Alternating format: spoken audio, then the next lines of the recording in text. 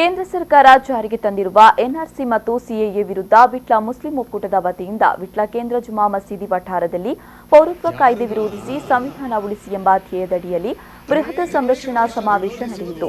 ಮಾಜಿ ಐಎಎಸ್ ಅಧಿಕಾರಿ ಸಸಿಕಾಂಥ್ಸೆಂಥಿಲ್ ಅವರು ಮಾತನಾಡಿ, ಫ್ಯಾಷಿಸಂ ಮತ್ತು ಬ್ರಾಹ್ಮಣಿಯಂ ಎರಡು ಒಟ್ಟಾಗಿ ಸೇರಿಕೊಂಡು ಹಿಂದೂ ರಾಷ್ಟ್ರ ಮಾಡಲು ಹೊರಟಿದೆ. ಇದರಿಂದ ಮುಸ್ಲಿಮರು ದಲಿತರಿಗೆ ಸಮಸ್ಯೆಯಾಗಿಲ್ಲ, ಬದಲಾಗಿ ನನ್ನ ಹಿಂದೂ ಸಹೋದರರನ್ನ ಮೂರ್ಖರನ್ನಾಗಿ ಮಾಡ್ತಾ ಇದೆ ಅಂತ ಹೇಳಿದರು.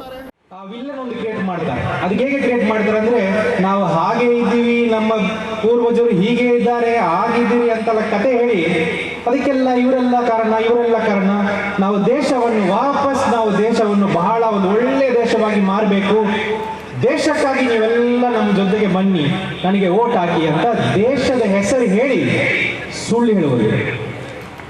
ದೇಶದ ಹೆಸರು ಹೇಳಿದ್ರೆ ನಮ್ಗೇನಾಗುತ್ತೆ, ಯಾವ ಒಂದು ಸಾಮಾನ್ಯನಿಗೂ ಅದು ಎದುರಿಸಲಿಕ್ಕೆ ಬರಲ್ಲ.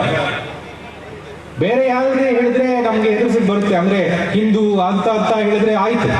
ಬಟ್ ದೇಶ ಅಂತ ಹೇಳಿದಾಗ ಯಾರಿಗೆ ಎದುರಿಸಲಿಕ್ಕೆ ಬರುತ್ತೆ, ಯಾರಿಗೆ ಎದುರಿಸಲಿಕ್ಕೆ ಬರಲ್ಲ. ಹಾಗಾಗಿ ನಾವು ಅವರ ಹಿಂದೆ ಹೋಗ್ತೀವಿ. ಇದಕ್ಕೆ ಫಾಸಿಸಂ ಅಂತೀವಿ. This is called fascism. ಇಲ್ಲಿ ಭಾರತದಲ್ಲಿ ಫಾಸಿಸಂ ಮತ್ತೆ ಬ್ರಾಹ್ಮಣಿಸಂ ಎರಡು ಒಟ್ಟಿಗೆ ಸೇರ್ಕೊಂಡಿದೆ.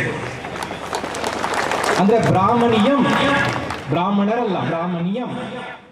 ಭಾಷಣಕಾರ ನಿಕೇತ್ ರಾಜ್ ಮೌರ್ಯ ಮಾತನಾಡಿ, ಸಾರೆ ಸಹಾಂ ಸೆ ಹಚ್ಚಾ ಹಿಂದೂಸ್ತಾನ್ ಹಮಾರ ಎಂದು ಹೇಳುವ ಅಷ್ಟೇ ದೇಶಭಕ್ತರು ನಾವು.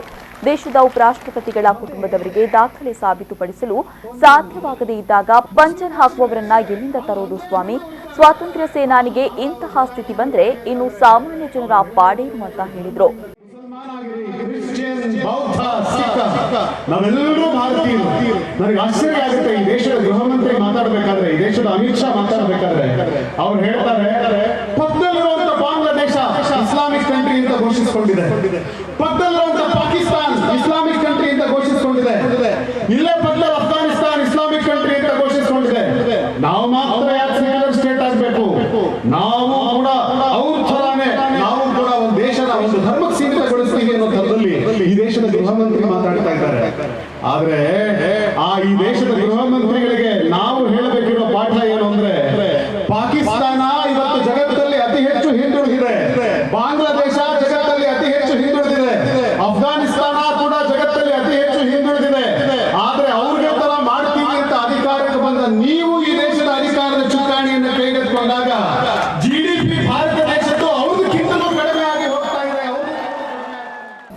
ವೇದಿಕೆಯಲ್ಲಿ ಖತೀಬ್ ಮೊಹಮ್ಮದ್ ಅಲಿ ಇರ್ಫಾನಿ ಫೈಜಿ, ಖಲಂದರ್ ಪರ್ತಿಪಾಡಿ ಸೇರಿದಂತೆ ಮತ್ತಿತರರು ಉಪಸ್ಥಿತರಿದ್ದರು.